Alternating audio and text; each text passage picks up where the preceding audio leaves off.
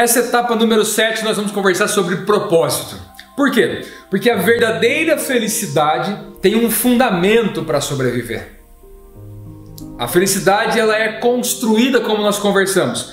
Agora, o propósito, ele faz parte desse fundamento básico da felicidade. Por quê? Exatamente porque ele responde à pergunta por quê? O propósito é por que você faz. Algumas pessoas confundem e colocam o propósito como se fosse um objetivo de vida. Não, o propósito não pode ser objetivo de vida e eu vou te explicar daqui a pouco o porquê disso aí. O propósito tem que ser, não é onde eu vou chegar, mas é por que eu vou chegar lá, por que eu quero chegar lá, por que eu preciso chegar lá. O propósito ele faz parte de um tripé. Nós vamos conversar propósito, missão e vocação. Propósito é o primeiro pé. Existe esse tripé que fundamenta a nossa vida.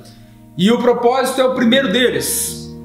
A maioria das pessoas colocam o propósito como objetivo e isso confunde muito a vida e gera uma vida vazia. Por exemplo, se o seu propósito é construir uma casa de 2 andares e você constrói a casa de 2 andares, acabou o propósito, que você alcançou. Fica vazio. Então, por que você quer construir a casa é mais importante do que qual casa eu quero construir. O propósito é a essência. Ele não muda geralmente, ele apenas potencializa, aperfeiçoa com o tempo. E ele se expressa pela missão e pela vocação, que nós vamos falar depois. O propósito é necessário porque ele encontra o sentido da vida para a gente. Ele me dá razão de existência.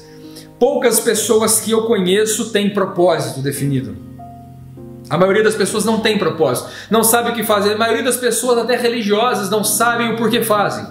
E quando tentam responder a pergunta por que você faz, por que você é assim, são frases vagas. Porque Deus quer, porque a vida é assim, porque é isso que eu sei fazer, porque não tive outra oportunidade. É tudo muito abstrato, tudo muito vago.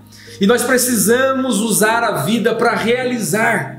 A vida tem que ser um meio para realizar coisas grandes, não um objetivo ou objetivo final. Sempre tem a ver, o propósito sempre vai ter a ver com você e com o outro. Eu costumo dizer que há uma relação vertical e horizontal. Uma relação vertical onde você se conhece e tem uma relação com Deus, por exemplo. E a horizontal é quando isso se estende numa relação com as pessoas no dia a dia. O propósito ele não pode se resumir em mim apenas, porque se é cumprido em mim, acabou. Tem que haver com o outro. Nossa existência aqui, ela é, porque existem outros também. Já disse anteriormente e repito, nenhum ser humano é uma ilha. Não vive e não deve ser sozinho. A questão não é onde eu quero chegar. Isso se chama objetivo.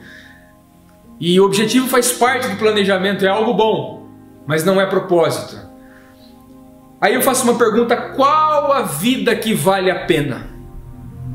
Se eu perguntar para essa câmera que está me filmando agora, qual é a vida que vale a pena para essa câmera? Se eu pegar um estetoscópio, por exemplo, você é um profissional da saúde, pegar qual é a vida que vale a pena para esse estetoscópio? Qual é a vida que vale a pena para um computador? Qual é a vida que vale a pena para um quadro branco, uma lousa, um pincel? Qual é a vida que vale a pena para um carro? Qual é a vida que vale a pena para um violão?